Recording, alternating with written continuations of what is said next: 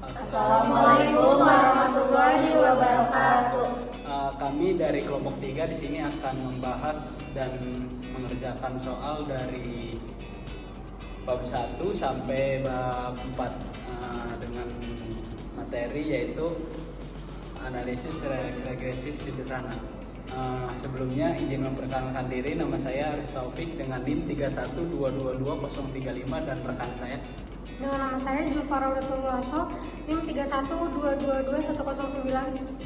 Saya Rizka Ramadanti dengan NIM 312222210. Nama saya Milati Arisani dengan NIM 312222138. Baik, kita langsung ke penjelasan videonya saja. Cekidot. Saya akan menjelaskan bab 1 tentang analisis regresi sederhana. Pertama, latar belakangnya dulu, yaitu analisis regresi merupakan salah satu metode statistika yang sangat banyak digunakan dalam penelitian ataupun tugas. Regresi secara lengkap dan komparatif mulai dari kajian teoritis, statistika matematika. Tujuan utamanya adalah untuk memahami bagaimana variabel independen mempengaruhi variabel dependen. Metode ini sering digunakan dalam analisis prediksi dan pemodelan baik dalam konteks ilmiah maupun bisnis. Contoh kasus yang penyelesaiannya dilakukan secara manual sampai proses analisis data menggunakan SPPS yang dilakukan setahap demi setahap. Adapun versi SPPS yang digunakan adalah IBM SPPS 20. Selain itu, materi juga digunakan sebagai acuan untuk menggunakan dari kelompok maupun penelitian kuantitatif lain analisis datanya menggunakan analisis regresi. Dalam bidang sosial ekonomi maupun bidang-bidang lainnya, sering kita ingin mengetahui bagaimana hubungan pengaruh dari variabel yang satu setiap variabel lainnya. Misalnya, bagaimana pengaruh pendapatan dan harga terhadap konsumen, terus bagaimana pengaruh harga terhadap hasil penjualan dan sebagainya. Terus terdapat bab 2 di sini ada kajian teori dan terdapat juga rumusan masalah, tujuan dan manfaat. Yang pertama di rumusan masalah ada apa itu pengertian regresi. Yang kedua bagaimana analisis regresi sederhana. Terus tujuannya itu untuk mengetahui pengertian regresi. Yang kedua untuk mengetahui analisis regresi sederhana. Nah, terus terdapat juga manfaat. Yang pertama dapat memahami hubungan sebab akibat antara variabel, yang kedua dapat menyediakan alat untuk mengambil keputusan berdasarkan analisis data yang kuat. Terdapat bab 2 yaitu kajian teori. Yang pertama, pengertian regresi merupakan metode statistika yang digunakan untuk menentukan hubungan fungsional antara variabel yang satu dan variabel lainnya. Tujuannya adalah untuk meramal atau memprediksi nilai satu variabel dalam hubungan dengan variabel yang diketahui. Pada analisis regresi dikenal dua variabel, yaitu variabel dependent atau variabel tidak bebas dependent variabel dan variabel independent atau variabel bebas independent variabel. Kedua variabel tersebut menyatakan hubungan fungsional antara variabel dependent Y dan variabel independent X1, X2, X3 dan seterusnya Xn. Bentuk hubungan fungsional ini dapat dianalisis dalam regresi sederhana. Analisis regresi linear sederhana adalah analisis regresi linear yang hanya melibatkan dua variabel, yaitu satu variabel independen dan satu variabel dependent. Disebut linear sederhana karena variabel dependent diasumsikan berhubungan lancar dalam parameter dan linear dengan variabel independen. Terus ada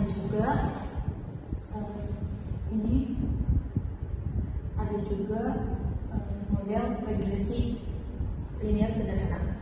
Secara umum, model regresi linear sederhana dengan satu variabel independen dan fungsi linear dalam X dapat ditulis yaitu Y sama dengan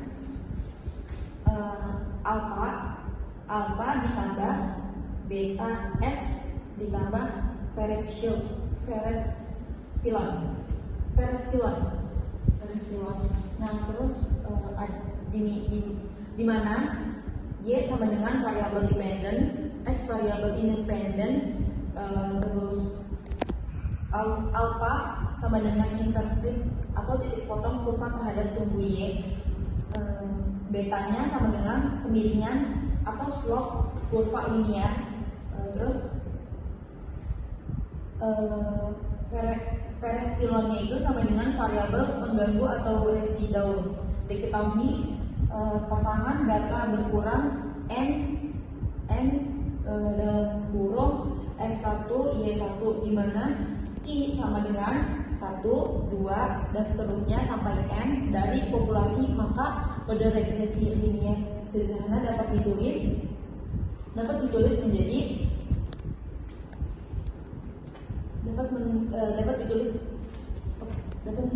menjadi YI sama dengan alpha plus beta X I plus Ferris-Filon I.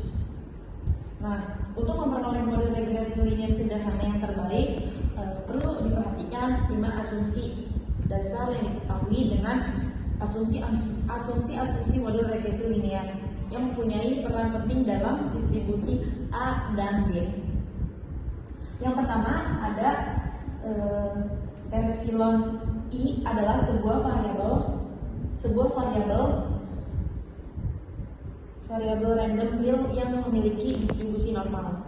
Yang kedua, nilai mean yaitu Ferris-Filon I untuk setiap I adalah konstan. Asumsi ini dikenal sebagai asumsi homoskedastisitas. Pelanggaran terhadap asumsi ini disebut heterokedastisitas. Yang keempat, ada faktor gangguan dari setiap pengamatan yang berbeda, tidak mempengaruhi atau bersifat independen. Asumsi ini dikenal sebagai asumsi near autokorelasi. Pelanggaran terhadap asumsi ini tersebut autokorelasi. Yang kelima, faktor gangguan tidak dipengaruhi oleh variabel independen. Nah, asumsi 1 sampai 3 di atas diketahui. Terus ada asumsi 1 sampai 3 di atas diketahui. Berarti Ferris-Filon I n 0, pi kuadrat, maka dapat diperoleh mean dan variasi dari Y. Nah, ini juga ada di sini ada mean itu sama dengan Y, berarti konstanta YI sama dengan alpha plus beta XI ditambah Ferris-Filon sama dengan alpha ditambah BXI ditambah konstantan Ferris-Filon I, karena konstantan Ferris-Filon I sama dengan 0. Terus ada variasi Y. Nah, variasi Y itu var dalam kurung YI sama dengan konstantan YI dikurang Y kuadrat sama dengan YI dikurang dalam kurung YI kuadrat sama dengan dalam kurung alpha ditambah beta dikali XI ditambah Ferris-Filon I dikurang alpha ditambah beta dikali XI dipangkatkan 2 sama dengan konstantan dikali Ferris-Filon kuadrat I sama dengan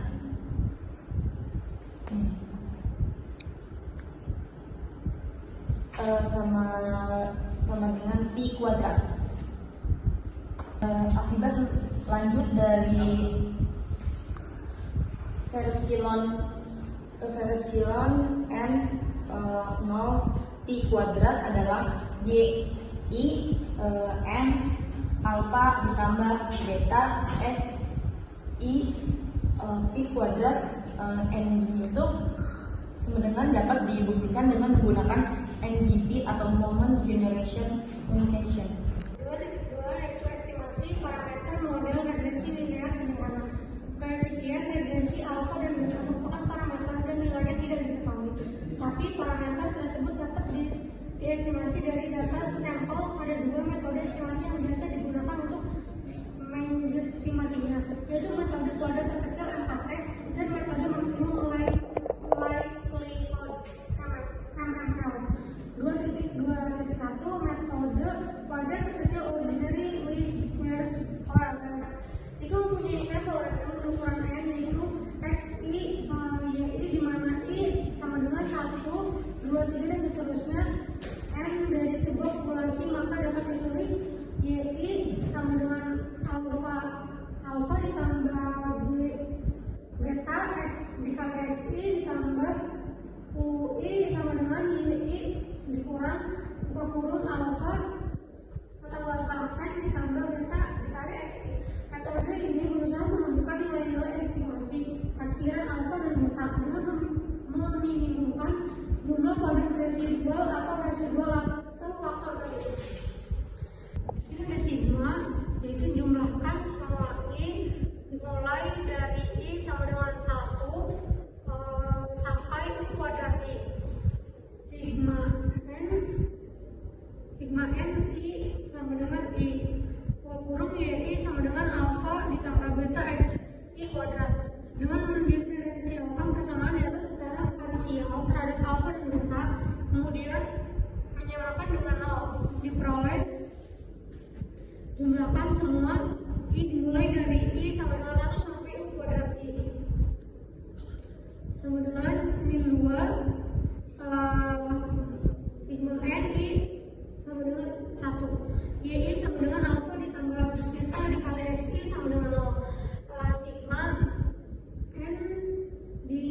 Sigma n i sama dengan 1, y sama dengan n alfa, sigma n i sama dengan 1 x 1.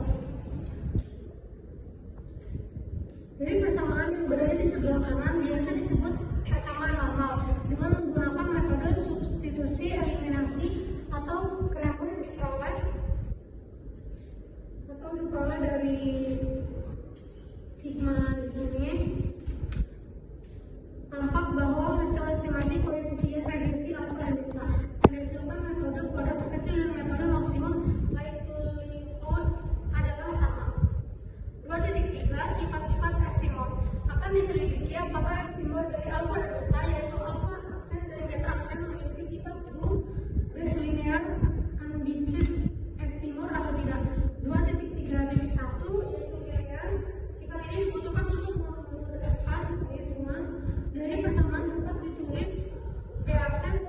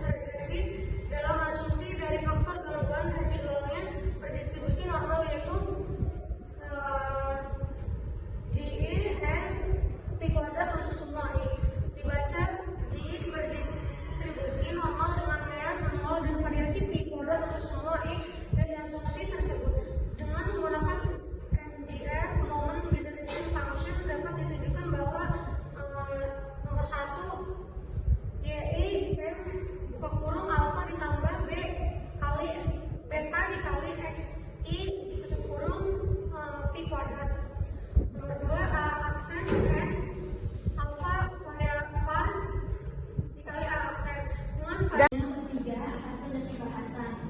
Di sini udah ada contoh soal dan penjelasannya.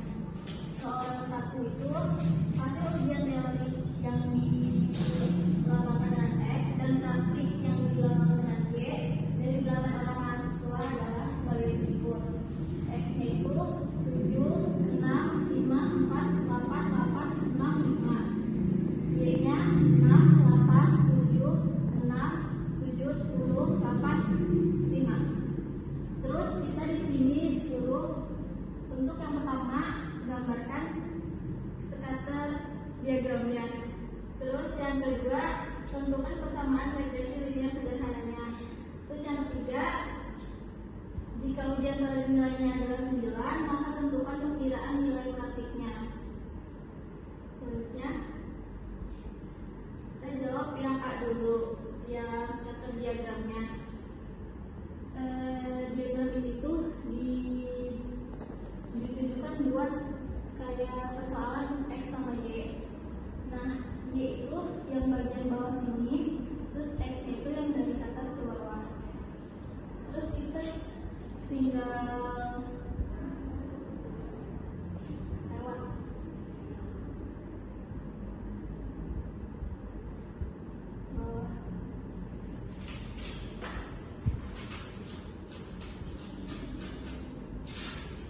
Terus kita di sini tinggal masukin angka yang X itu ke sebelah yang ke bawahnya. Terus yang Y itu di sini.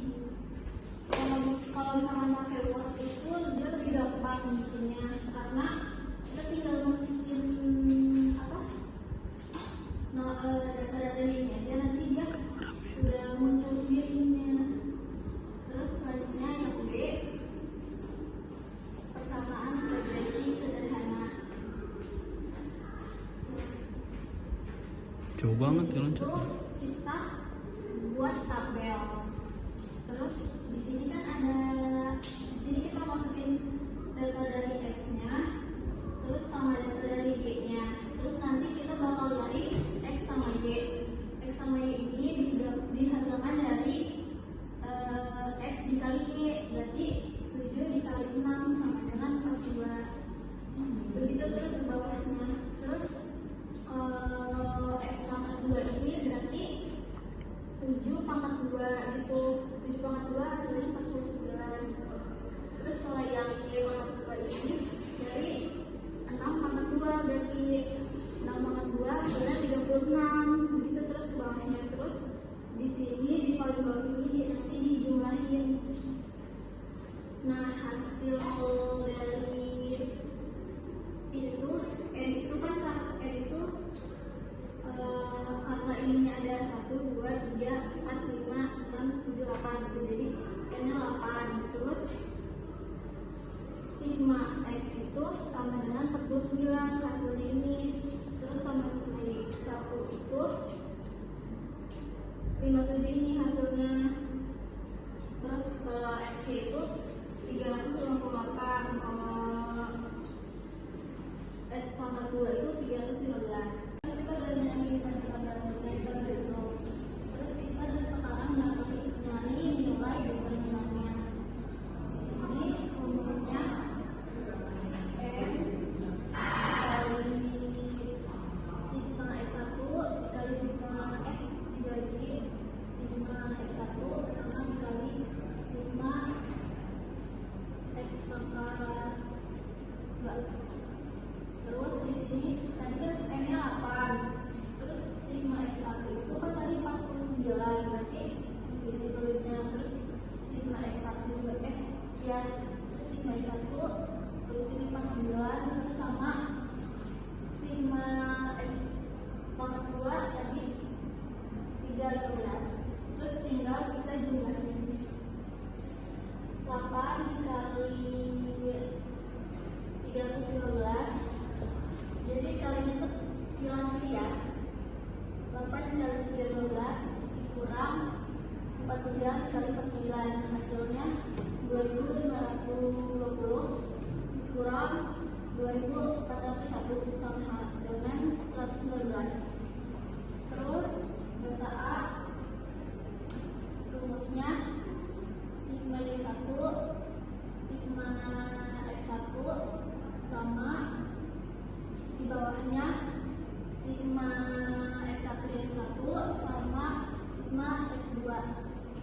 Terus di sini dimasukin tadi hasil dari jumlahannya. Terus hasilnya 47 dikali 315 dikurang 49 dikali 358. Hasilnya 17,955 sama 17 jadi kurang 17,542. Hasilnya 413. Terus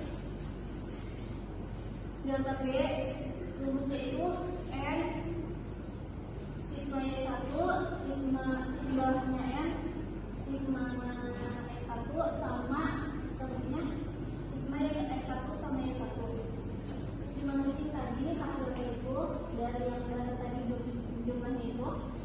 Terus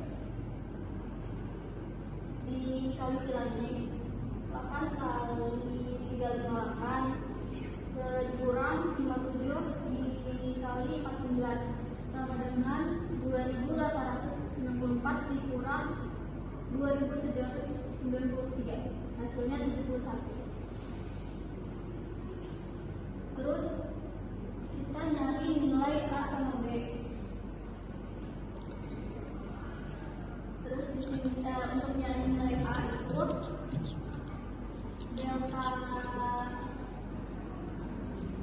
delta dibagi per delta B.